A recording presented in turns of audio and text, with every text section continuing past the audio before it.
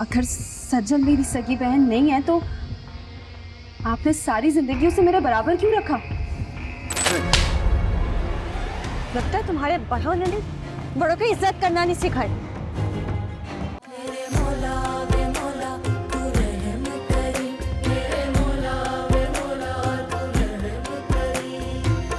सज्जन मेरी सगी बहन नहीं है? अम्मी जवाब दें। क्या बाबा ने 2 शादियां की थी या हमारी माँ अलग अलग है? इतनी बड़ी बात आप लोग हमसे कैसे छुपा सकते हैं? अम्मी जवाब दें, पूरी बात बताएं मुझे।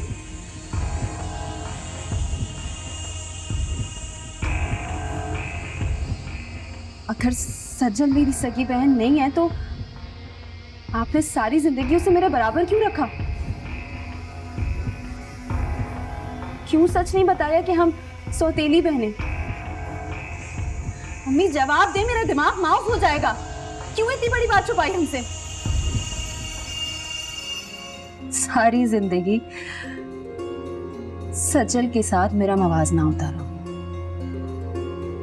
सज्जल की तालीम, सज्जल का किरदार, सज्जल ये सज्जल वो, उसको हमेशा परफेक्ट बेटी के रूप में पेश किया गया, जबकि हकीकत ये है कि वो इस घर की बेटी ही नहीं है। फूल पक रहे हो। वो एक यतीम और मिस्कीन है जिस पे मेरे माँ बाप ने एहसान किया। ये क्या बदतमीजी है? अरे ये क्या कर रही है आप? छोड़े ना, आप रहने। अरे महल्लेदारी भी तो कोई चीज होती है, रखे हैं इसको पैसे को। और वैसे भी हमारे 2 रिश्ते हैं, एक तो आप हमारी महल्लेदार भी हैं, दूसरे एक हमारी लैंडलॉर्ड भी है, और फिर तीसरा रिश्ता आप जबरदस्ती बना रही हैं बेगारी का। ये दुश्मनी का रिश्ता। पूरी मार्केट जानती है जावेद अपनी बात का कितना करा है। फिजूल बकवास मत करो तुम, मेरे पास इतना वक्त नहीं है कि तुम्हारी बकवास सुनो। अरे जिस तरह आप पूरी मार्केट के सामने मुझे जलील किया था ना, एक दिन इन्हीं लोगों के सामने जब तक मैं जलील ना कर लूं ना, मेरा नाम अरशद नहीं। बकवास मत कर। अगर तुमने मेरे दादाजी के खिलाफ एक और लफ्ज बोला तो तुम्हें ऐसा जलील करूंगी, मार्केट तो क्या पूरी दुनिया से मुंह छुपाते फिरोगे। तुम मैंने क्या रख लो। तुम्हें और तुम्हारे बुड्ढे दादा को अगर मैंने अपने तलवे ना चटवाए ना तो मेरा नाम भी जावेद नहीं। लगता है तुम्हारे बड़ों ने बड़ों की इज्जत करना नहीं सिखाई। ये थप्पड़ तुम्हें याद रखेगा कि बड़ों की इज्जत कैसे करते हैं।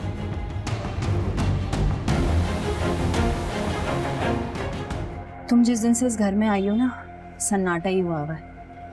पता नहीं क्या किस्मत लेके पैदा हुई। ठीक तो है ना दादाजी? ठीक है, जाके अपने दादाजी से पूछो।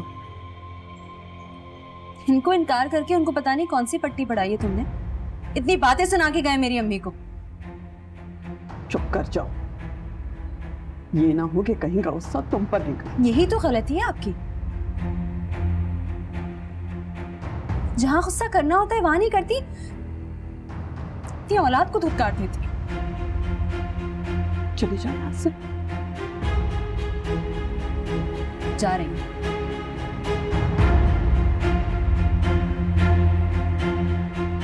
अगर मेरी अम्मी को कुछ हुआ ना तो मैं तुम्हें छोड़ूंगी नहीं। अच्छा तुम कैसी बातें कर रही हो? मेरी वजह से अम्मी को कोई नुकसान क्यों होगा?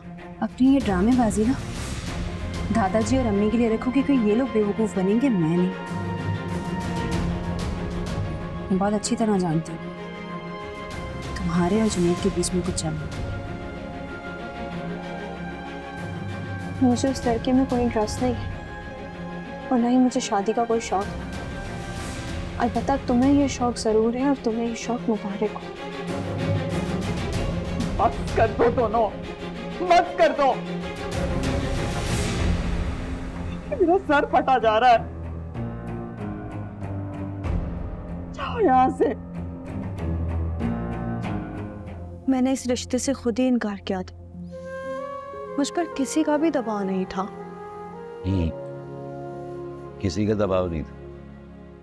ये वक्त आ गया कि झूठ बोलोगी अब तुम अपने दादा से, जबकि अच्छी तरह जानती हो कि मुझे झूठ और बेइंसाफी से कितनी शदीद नफरत है। सब पता चल चुका है मुझे कि बहू ने रमशा की खातिर तुमसे जबरदस्ती इनकार करवाया। तो दादाजी क्या फर्क पड़ता है, मैं इनकार करूं या कोई और मुझसे कह के इनकार करवाए? मुझे ये शादी वादी नहीं करनी, अभी मुझे सिर्फ अपनी पढ़ाई करनी है और अपना करियर बनाना है। अब आप खुद बताएं, आपको अच्छा लगेगा कि आपकी पोती सारे अपने ख्वाब छोड़ के ना रुखसत हो जाए इस घर से? उधर बैठो, उठो।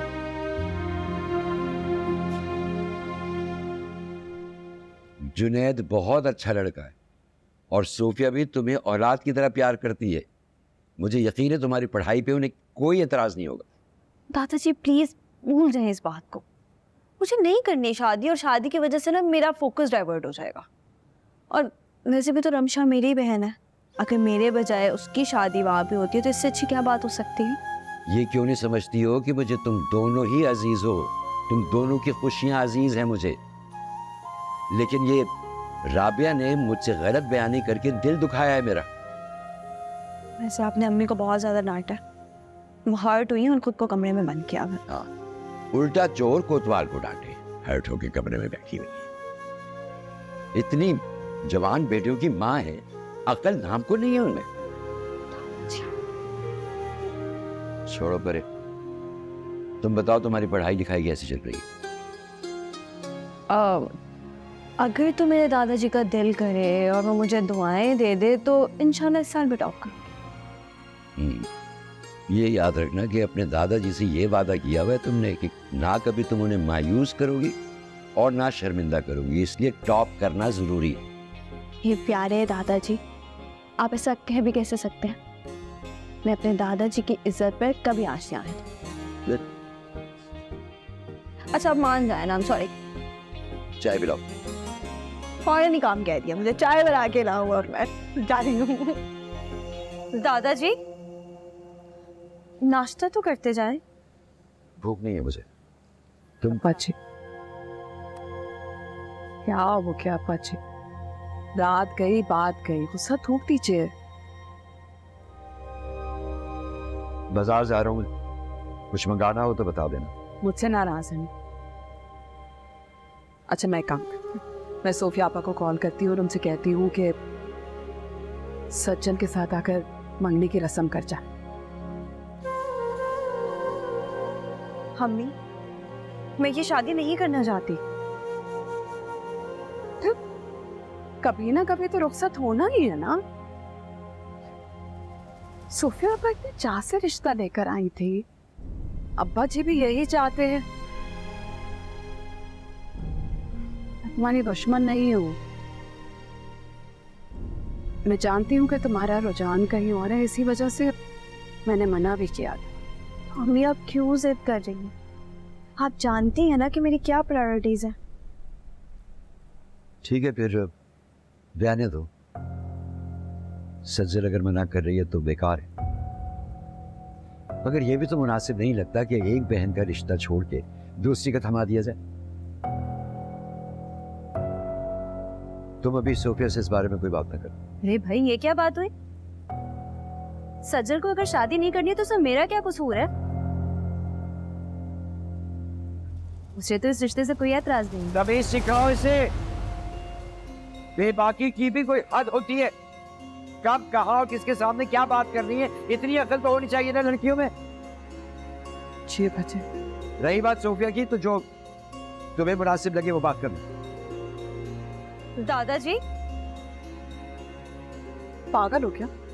अब्बा जी के सामने ऐसी बात करने की क्या जरूरत थी? शर्म ना आई? अपने हक के लिए करना पड़ता है अम्मी, वरना दूसरे आपके हक पे डाका डाल देते हैं।